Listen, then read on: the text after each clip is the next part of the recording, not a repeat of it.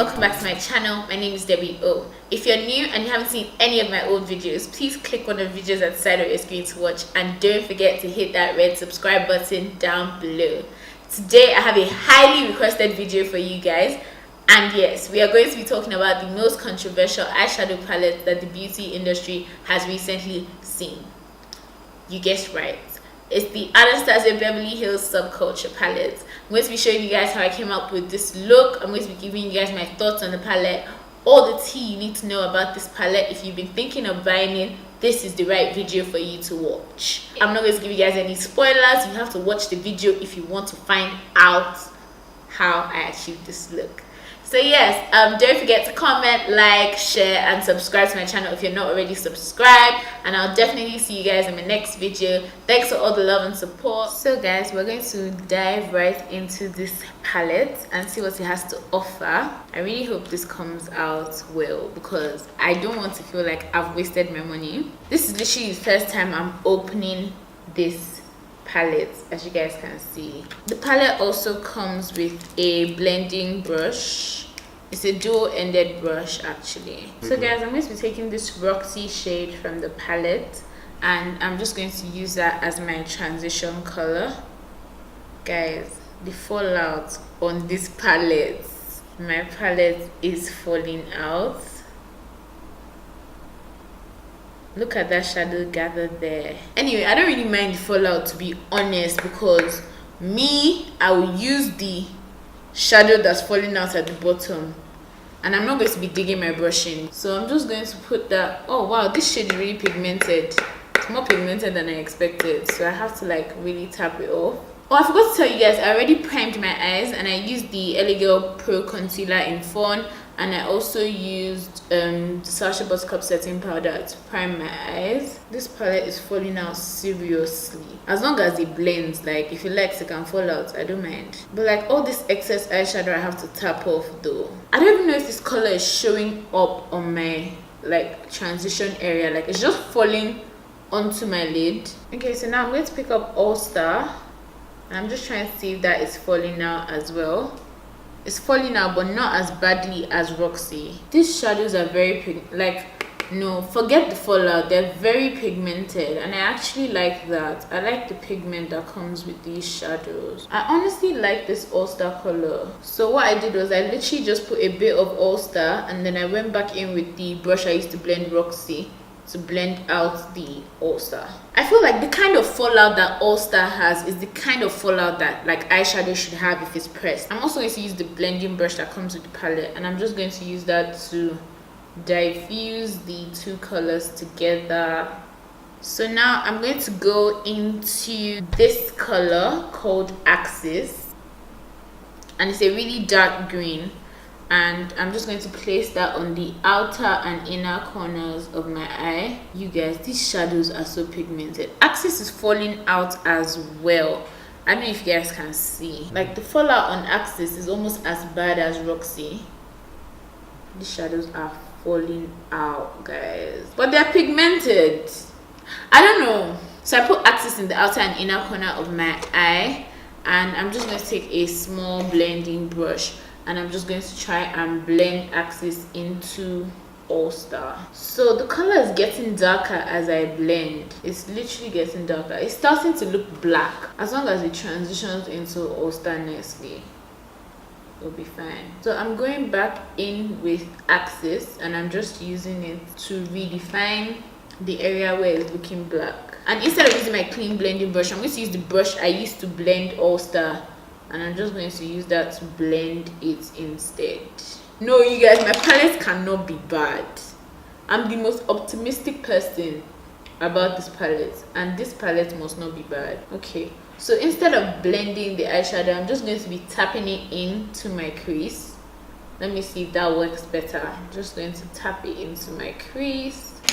So guys, I feel like this eyeshadow works better if you tap it in rather than if you kind of like blend it in windshield wiper motions. I'm taking my NYX Jumbo Pencil in French Fries, and I'm just going to put that in the center of my lid here to give my lid color something to stick to. And now I'm going to take my regular eyeshadow brush, and I'm going to spray it with some setting spray. And then I'm going to go into this color, the shimmery color in the palette Adorn, and place that in the center of my lid. That's some pigments we have there. I'm just going to blend my crease color again by tapping it instead of wiping it. I'm just going to clean up the edges of Adorn on my eye. I feel like it's actually like it's coming together. It doesn't look as terrible as I thought it would look, honestly. With all the reviews about this palette, I thought it would be so much worse, but it's actually not as bad as I thought it would be. I feel like if you're a beginner and like you're not really familiar with eyeshadow blending and stuff like that, you will have a big problem with this palette. But if you are, you know, a little bit experienced and you can maneuver your way through eyeshadow, then I feel like you can manage it. It may not be your best palette, like you may not love it, but you can manage it. You guys, I think I found out the problem. These shadows don't mix well with one another. So like the minute I put Axis on my lid and I try to blend that into All Star, it started to get dark. Like it's literally turning black. These colors are actually showing up, and it's annoying me because if the colors show up this much, like why can't the shadows just blend to their true color? Like why can't they blend together nicely? Why does it have to turn black? I feel like that's my major problem with this palette, the fact that the shadows are actually turning black. This fallout is hard to get off your skin, guys, so I suggest that if you're gonna use this palette, you can't do your face makeup first because it will mess up your face makeup. Like it literally sticks to your skin. Wow guys, this palette is actually not that bad. It is not as bad as I thought it was going to be. Like I thought I would literally have to throw it in the bin after I ordered it and I saw these reviews on it. But I'm actually not that mad at it. I mean, I feel like if you can come up with a look, then it's not that terrible, is it? Anyway, I'm going to go ahead to do the rest of my face, and then I'm going to finish up my eyes, and then we're going to see what it's saying.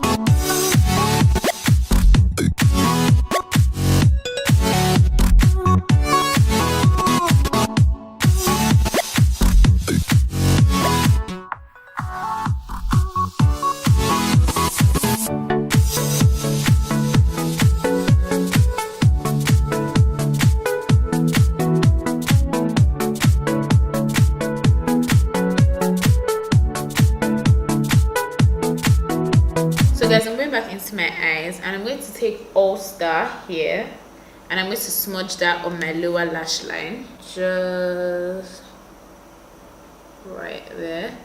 I'm going to try to be very careful because of the fallout, because I've already done my face makeup. I don't want eyeshadow fallout all over my face, even though I'm still getting some fallout here, if you guys can see. I'm going to make sure I brush off the fallout immediately because I don't want it to stick to my skin. And then I'm going to go in with a pencil brush and put Untamed underneath All Star.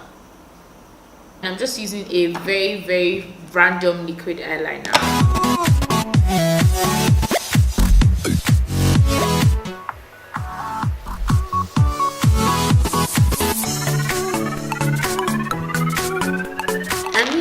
to know, Untamed also has a lot of fallout. That color, that lighter green color, also has a lot of fallout. So now guys, I'm going to go in with my Too Faced Better Than Sex Mascara and my Lancome mascara for my bottom lashes. I actually, for some funny reason, like this palette. I know it has a lot of fallout, and I know that the shadows blend darker, and I know all that, but I feel like just because I was trying to be so positive about this palette, and it ended up giving me a look that I don't mind. I mean, I don't love the palette. It's not my favorite palette. I feel like it's not a palette that you can just use for a quick grab and go look. It's a palette where you actually need to sit down, dedicate yourself into doing a look and achieve that look. It's not something that would be good for beginners. It's not something that would be good for people who are just trying to, you know, quickly get a look on their way out. I mean, if you have the time to sit down and actually use this palette, then I feel like you will get a good look.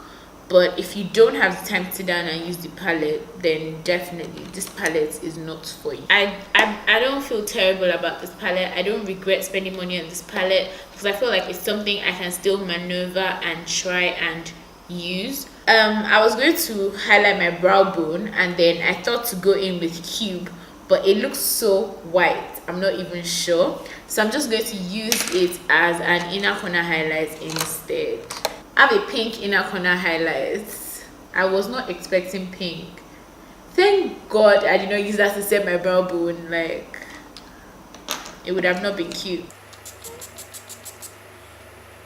They do require a little bit of patience and effort to make them work, but as you can see, they do work. I made them work, and I feel like the look I came up with is alright. I mean, what do you guys think? Let me know what you think about the palette. Let me know if you already got yours. Let me know how yours is performing. Let me know if you like the palette. If you're like me and you don't really have any reservations towards the palette, let me know. And yeah, I'll definitely catch you guys in my next video. Bye.